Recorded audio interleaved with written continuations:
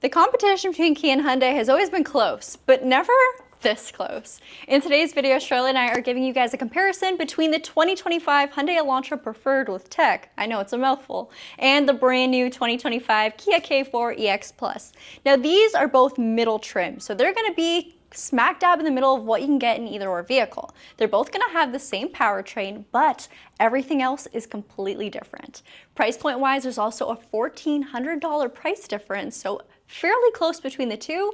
Let's start off with the Elantra. So this is actually going to be the more affordable option. It's priced at $26,599 Canadian, and here's what you get. When it comes to the styling of the vehicle, it's definitely a little bit more of a classic look, and this is actually the last generation of this look for the Elantra.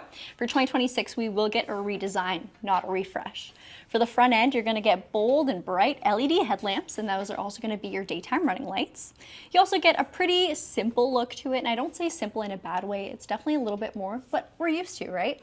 Safety-wise, you get great tech and safety functions like forward collision avoidance that also works with pedestrians and cyclists, as well as lane keep and lane follow assist. The K4, on the other hand, definitely has a little bit more of a bold look to it, and could that be because it's a brand new model or because it's pretty bold? That's up for discussion, and of course, what vehicle you like more look-wise is going to come down to your personal taste. Let's talk about the big differences. Number one is the headlamp. So a bold new design, you get these beautiful amber daytime running lights with an LED headlamp. You're also going to get intelligent high beam assist on both vehicles.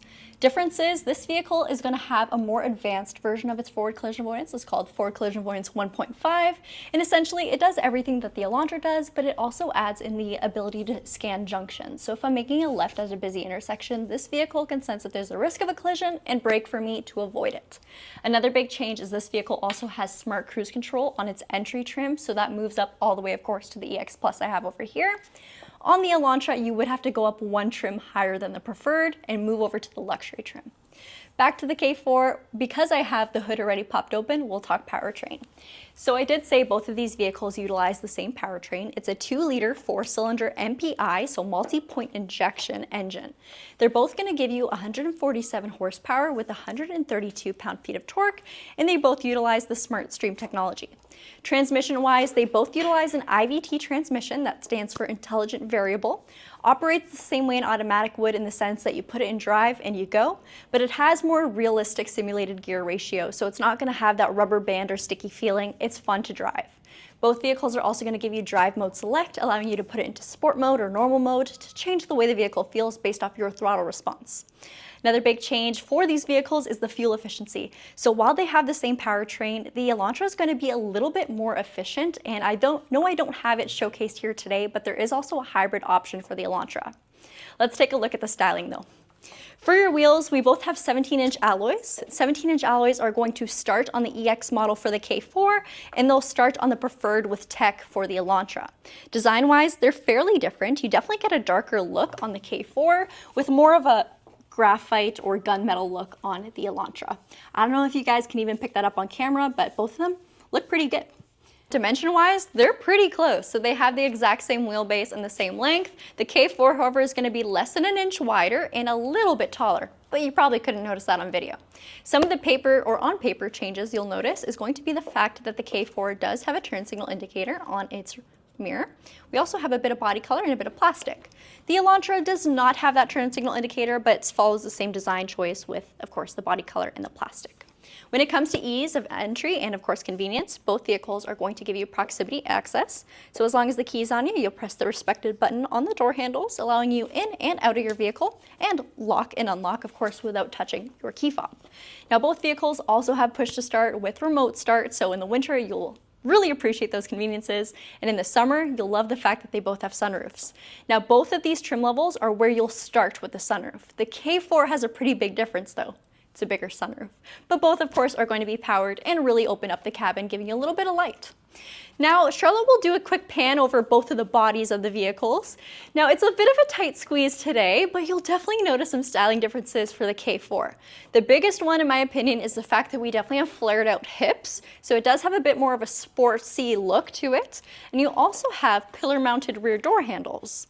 The Elantra, on the other end, features a more parametric design, so a little bit more like folds along the body. You'll see a lot of sharp edges, and a little bit more classic design to it. We've seen this on the Elantra for a while now, so we're pretty used to it, but nonetheless, it still looks good.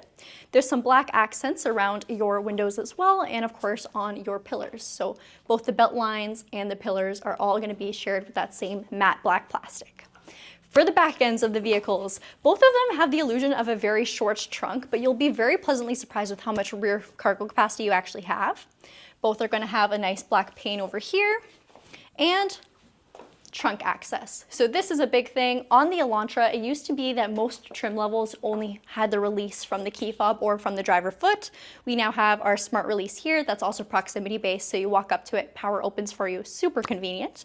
Backup camera, of course, and a nice clean look. We have a beautiful taillight that I realize is not on, but with the red expanding all the way across the back end. I will open the trunk just to give you guys a quick look. And of course, if you guys want something a little bit more in depth, we have covered both of these vehicles full and complete. This vehicle is going to send you home with a mobility kit. So this is of course an inflator kit. Now let's take a look at the K4 and see where things differ there. So this also has the illusion of a fairly short trunk. It does have a body color matched shark fin antenna where the Elantra is black. When we open up our tailgate, you'll see space-wise, again, it looks like a pretty small opening, but there is an abundance of space back here.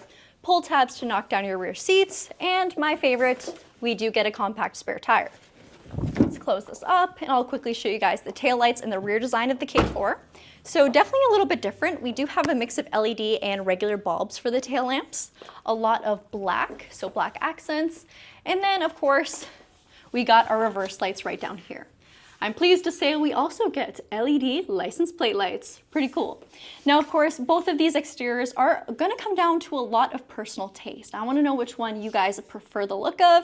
I know the K4 is still fairly new and a lot of people have mixed opinions about it, but I think both of these cars will look really good.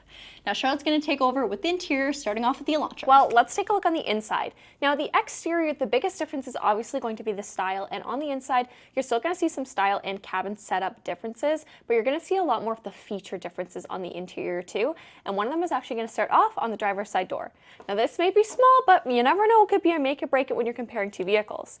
So for the Elantra, your driver's window is going to be a one-touch and obstacle detecting, whereas on the K4, you actually have the front two windows are going to be obstacle detecting and pinch protected.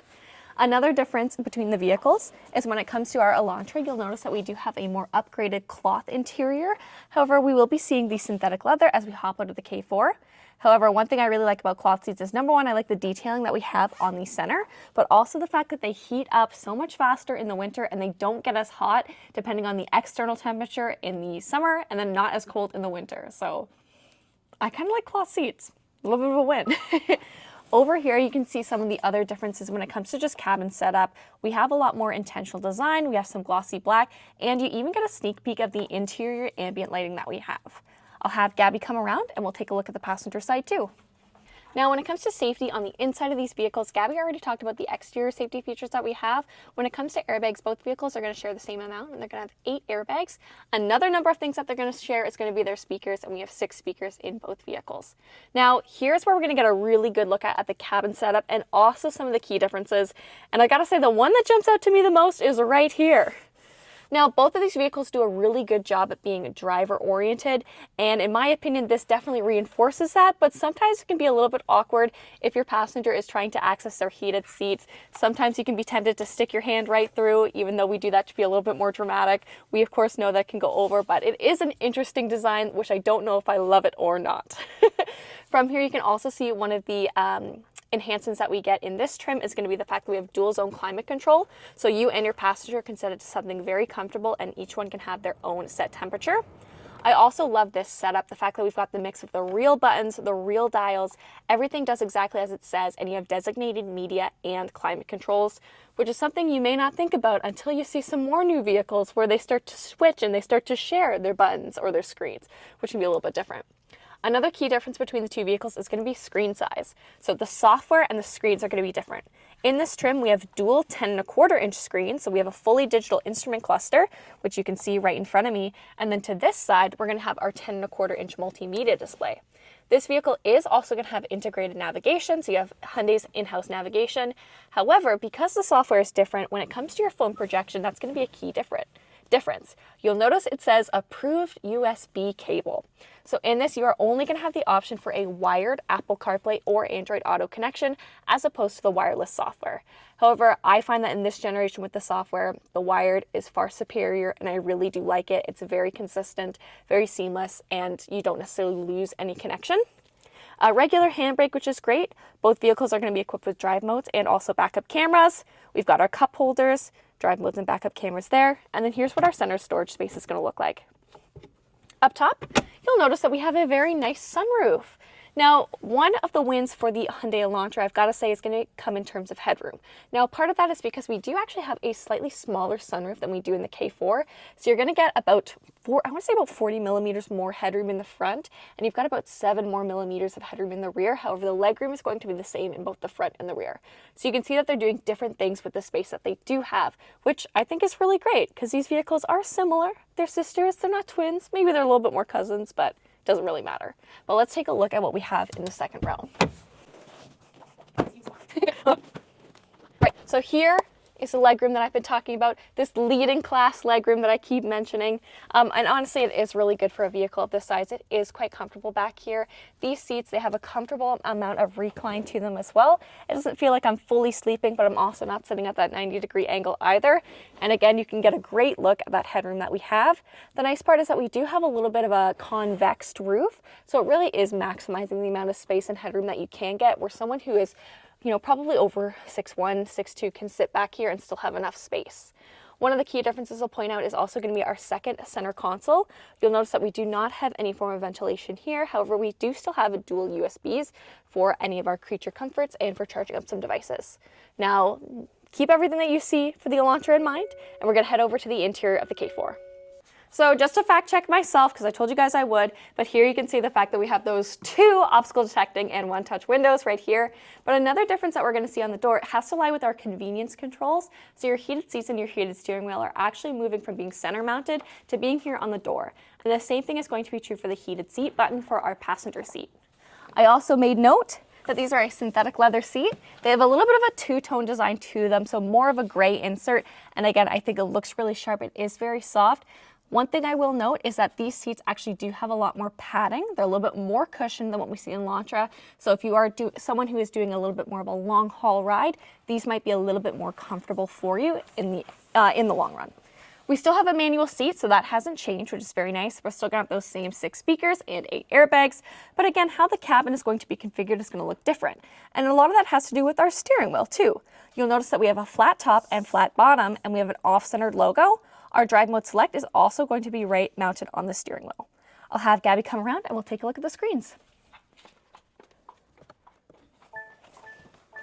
I didn't realize I didn't turn the vehicle on. Okay. Yep. All right, so this is the cabin of the K4. I think that this has been a redesign, or really a new model introductory, done really well. So some of the items that I really love, the fact that you're going to have your real buttons and dials. We're seeing the continuation of that. Instead of swapping it for, I guess, more dials, we are going with a center roller dial. And then down below, you can still see all of your climate controls. They are an ergonomic shape, so it is still very easy for the driver to do it, even if the temperature button is all the way over here. And again, very easy for the passenger to also use.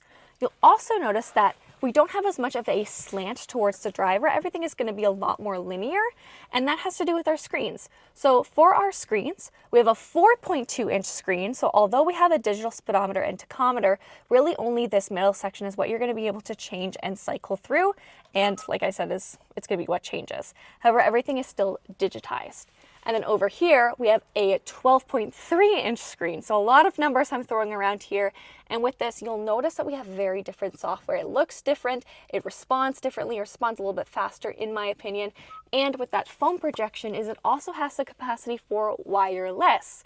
Now, I know I was talking about how good the wired is in the Elantra. With this new software, it's very, very strong when it comes to the wireless connection, and I absolutely love it. It's so good. And with that, you're also going to have the wireless phone charger, which again is something that's going to pair really well with your wireless CarPlay. It's a completely wireless experience.